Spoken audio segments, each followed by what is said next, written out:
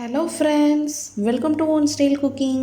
நாம் இன்றைக்கி பார்க்க போகிற ரெசிபி என்னென்னு பார்த்தீங்கன்னா ரொம்பவே சூப்பரான பூரி சப்பாத்தி எல்லாத்துக்குமே ஏற்ற சூப்பர் சைடிஷ் நம்மளோட உருளைக்கிழங்கு மசாலா தான் பார்க்க போகிறோம். வாங்க இப்படி ஈஸியாக டேஸ்டியாக செய்யலாங்கிறத பார்க்கலாம். வீடியோக்குள்ளே போகிறதுக்கு முன்னாடி கீழே உள்ள ரெட் கலர் சப்ஸ்கிரைப் பட்டனை கிளிக் பண்ணுங்கள். கூடவே பக்கத்தில் உள்ள பெல் ஐக்கானையும் கிளிக் பண்ணுங்கள். அப்போ தான் நான் போடுற வீடியோ எல்லாமே உடனுக்குடன் உங்களுக்கு தெரிய வரும். வாங்க இப்போ வீடியோக்குள்ளே போகலாம். உருளைக்கிழங்கு மசாலா பண்ணுறதுக்கு இப்போ ஒரு கடாயில் கொஞ்சமாக ஆயில் சேர்த்துக்கலாம்.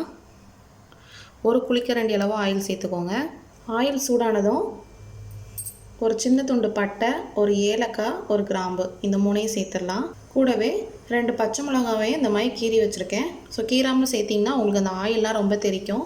ஸோ கீரி சேர்த்துக்கோங்க. இப்போ ஒரு பெரிய வெங்காயத்தை மெல்லிஸாக கட் பண்ணி வச்சுருக்கேன். நல்லா ஃபைனாக சாப் பண்ணிக்கோங்க. ஸோ அதை சேர்த்துடலாம்.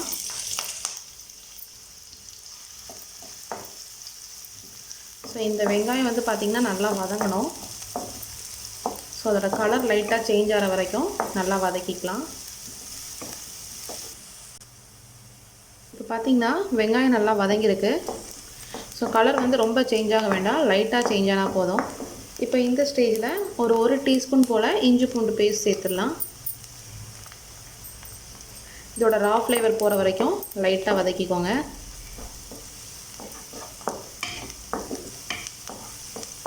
இஞ்சி பூண்டோட வாசனை நல்லா வரும். இந்த ஸ்டேஜில் நான் ஒரு பெரிய சைஸ் தக்காளியை நல்லா ஃபைனாக சாப் பண்ணி வச்சுருக்கேன். ஸோ நீங்கள் சின்ன தக்காளியாக இருந்துச்சுன்னா 2 சேர்த்துக்கோங்க. இதை சேர்த்து நல்லா மிக்ஸ் பண்ணிடலாம். இந்த தக்காளி நல்லா வதங்கணும். உங்களுக்கு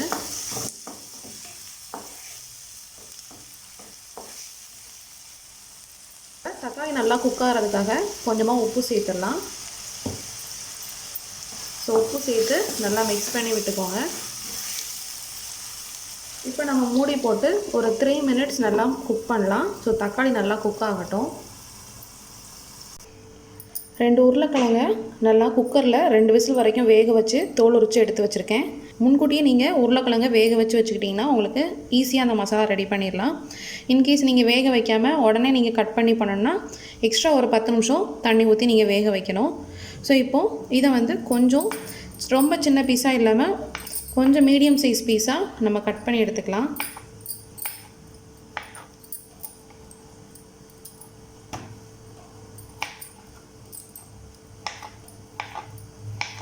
ரெண்டு உருளைக்கிழங்கையும் இந்த மாதிரி கட் பண்ணி எடுத்துக்கோங்க. இப்போ 3 மினிட்ஸ் ஆகிடுச்சு. ஓப்பன் பண்ணி பார்த்துடலாம். வெங்காயம் தக்காளி பார்த்திங்கன்னா நல்லா குக் ஆகிருக்கு.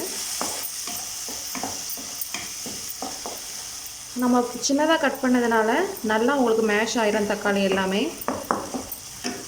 ஸோ நம்ம ஊற்றின ஆயில் எல்லாமே நல்லா வெளியே வந்திருக்கு பாருங்கள். இந்த மாதிரி பண்ணிங்கன்னா உங்களுக்கு அந்த மசாலா ரொம்ப நல்லாயிருக்கும். இப்போ நம்ம இதுக்கு தேவையான மசாலா ஆட் பண்ணிடலாம்.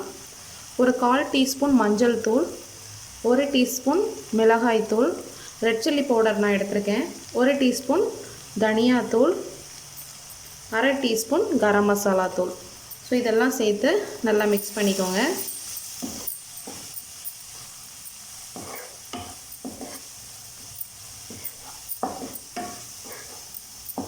ஸோ இப்போ நம்ம வேக வச்சு கட் பண்ணி வச்சுருக்கோம்ல உருளைக்கிழங்கு, அதை சேர்த்துடலாம். ஸோ இப்போ உருளைக்கிழங்கு சேர்த்து நல்லா மிக்ஸ் பண்ணி விட்டுடலாம். இன்கேஸ் நீங்கள் வேக வைக்காமல் சேர்த்திங்கன்னா இந்த டைமில் நீங்கள் நல்லா தண்ணி கொஞ்சம் எக்ஸஸாக ஊற்றி நல்லா இதை ஒரு எக்ஸ்ட்ரா ஒரு 10 நிமிஷம் நல்லா குக் பண்ணிங்கன்னா உங்களுக்கு அந்த மசாலா இன்ஸ்டண்ட்டாக ரெடி ஆயிரும். இப்போ இதில் நம்ம அந்த மசாலாவுக்கு தேவையான அளவு தண்ணி சேர்த்துடலாம். ஸோ 1 கப் அளவு சேர்த்துக்கோங்க. ஸோ இந்த தண்ணி சேர்க்கறதுனால பார்த்திங்கன்னா அந்த மசாலா எல்லாமே நம்மளுக்கு அந்த உருளைக்கிழங்கோட சேர்ந்து நல்லா குக் ஆகும். இப்போ இந்த மசாலாவுக்கு தேவையான அளவு உப்பு சேர்த்துடலாம். ஸோ இதை சேர்த்து நல்லா மிக்ஸ் பண்ணி நல்லா மீடியம் ஃப்ளேம் இல்லைனா லோ ஃப்ளேமில் வச்சு ஒரு 10 நிமிஷம் குக் பண்ணுங்கள். ஏன்னா நம்ம உருளைக்கிழங்கு ஆல்ரெடி பாயில் பண்ணது தான். ஸோ ரொம்ப பாயில் பண்ண வேண்டியது இருக்காது. ஸோ மீடியம் ஃப்ளேமில் வச்சு ஒரு 10 நிமிஷம் குக் பண்ணலாம். இப்போ 10 நிமிஷம் ஆயிடுச்சு. ஓப்பன் பண்ணி பார்த்துடலாம். ஸோ பார்த்திங்கன்னா நம்மளோட உருளைக்கிழங்கு மசாலா சூப்பராக ரெடி ஆகிடுச்சு. பூரி சப்பாத்தி ரைஸ்க்கு எல்லாத்துக்குமே கூட சூப்பராக இருக்கும். ஸோ ரொம்ப சிம்பிளாக முடிச்சிடலாம்.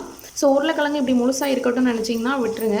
இல்லைன்னா 2 உருளைக்கிழங்கு அந்த மாதிரி மேஷ் பண்ணி விட்டுக்கோங்க. இன்னுமே இந்த மசாலா ரொம்ப டேஸ்ட்டாக இருக்கும். ஸோ நம்மளோட உருளைக்கிழங்கு மசாலா ரெடி ஆகிடுச்சு. இப்போ அடுப்பை ஆஃப் பண்ணிடலாம். ரொம்பவே சூப்பரான டேஸ்டான நம்மளோட உருளைக்கிழங்கு மசாலா ரெடி ஆகிடுச்சு. நீங்களும் உங்கள் வீட்டில் ட்ரை பண்ணி பாருங்கள். இந்த ரெசிபி பிடிச்சிருந்துச்சுன்னா நம்ம சேனலை லைக் பண்ணுங்கள், ஷேர் பண்ணுங்கள், சப்ஸ்கிரைப் பண்ணுங்கள், மறக்காமல் கமெண்ட் பண்ணுங்கள். தேங்க்யூ.